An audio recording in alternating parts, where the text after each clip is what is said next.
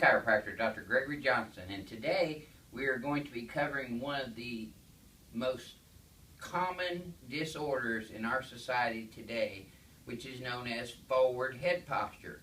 Forward head posture is just like it sounds.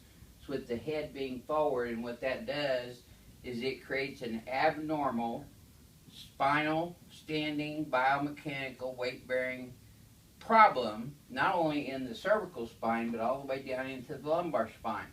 And people who have this condition are people who are sitting at desk all day, working on computers, cell phone, laptops, handhelds, everything, where their head's forward, and including sleeping on big pillows, which creates a lot of the underlying problems that a lot of our patients are suffering from. So first thing we're going to do is we're going to evaluate his posture today, three-dimensionally on XYZ axis. So let's go ahead, Josh, and face the mirror there.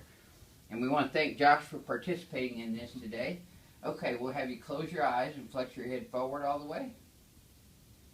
Now see, you can see right there that his head goes down to the left. Now come back all the way. And he's kinked right there, and now back to neutral. Okay, now you can see in his posture that his head is tilted to the left. It's translated to the right on the x-axis, but it's forward in the z-axis, which is forward head posture. So how we're going to treat that is we're going to decompress him first, utilizing the inertial extensilizer. This is where I pin a patient's pelvis in, right to the table. Let's go ahead and have you lay on your back there. You've seen me do this adjustment before. There we go. That's it. And this is one of the absolute best ways to take compressive stresses off of the entire spine, all the way from the occiput down to the sacrum or the pelvis. Because you see I have his pelvic bones actually pinned in with these hard rubber plastic pins. And then we're going to raise his legs up to where they're parallel with the floor. This changes the angle in the pelvis and relaxes all the perivertebral muscles all the way from the pelvis up to the occiput. Then we wrap this around the patient's occiput and chin, make sure their teeth's not in there, and do a straight vertical traction on the y-axis. It's a high velocity, low amplitude type of thrust. It's an adjustment. We do always check the patient's reflexes after that and make sure they're still kicking, which they always do. Excellent. Moving really good today. Now, I'm actually adjusting his pelvis also by changing the angle of his legs as they attach into the pelvis. Now see, both of his feet flare out a little bit, so I internally rotate them and then just give a straight vertical high velocity low amplitude thrust. Same thing in the y-axis, but only from the opposite end. Okay, let's come over here, roll over on your side, and I'm going to have you lay on your stomach here for me, Josh. I have this headpiece down on purpose because that opens up the joints in his cervical thoracic spine region all the way down. We're going to check his leg length to see if his legs are exactly even. But as I bring them up, you can tell the right one gets longer, and watch his pelvis raise up right there. Tighten up a little, Josh. Mm-hmm. Yep. So you can tell now that he has a right sacroiliac problem right there.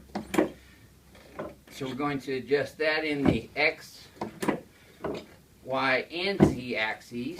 That's the sacroiliac on the right. This is the sacrum, which is the middle triangular shaped bone in the center of the pelvis. And then we adjust the left sacroiliac joint. And the very next move is right up to L5.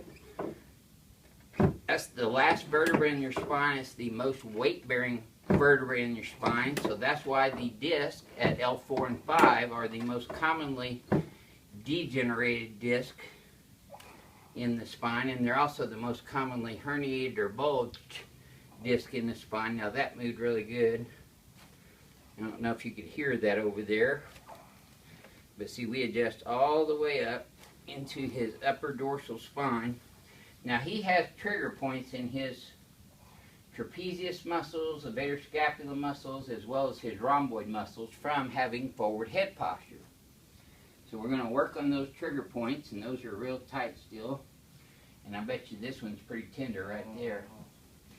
So I usually put some very deep, steady pressure into these trigger points, relaxing those. There we go. Yeah, that one's real tight.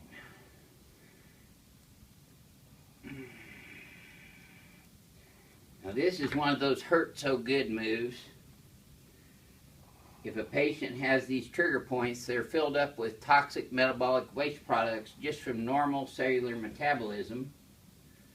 So putting this pressure on them will help to disperse the myofascia, which is the fascia covering of the muscles.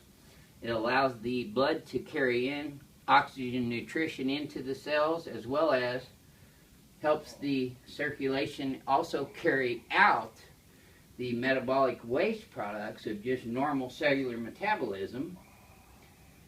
So we always encourage our patients to drink a lot of water and also use crushed ice on any part of their spine or pelvis that may be inflamed. Crushed ice in a freezer baggie is the best way and best analgesic, natural analgesic that there is.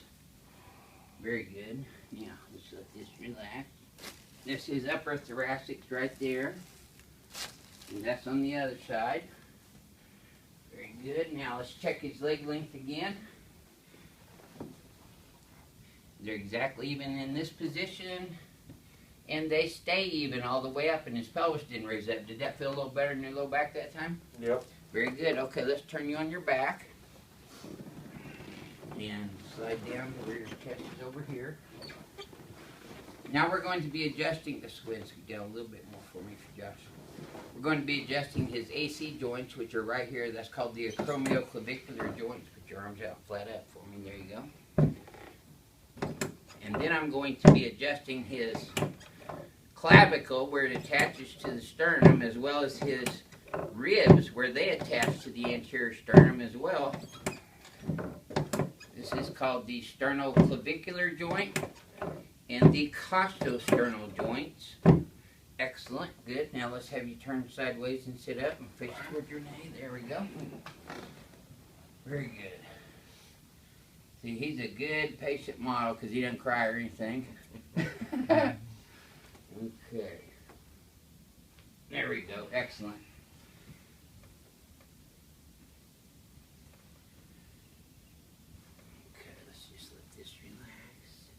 Excellent, very good. I'm sure you heard those all the way over there. We adjust every single joint from the cervical spine all the way down through the shoulders, elbows, wrists, hands, and fingers, because you can have a pinched nerve anywhere along that line.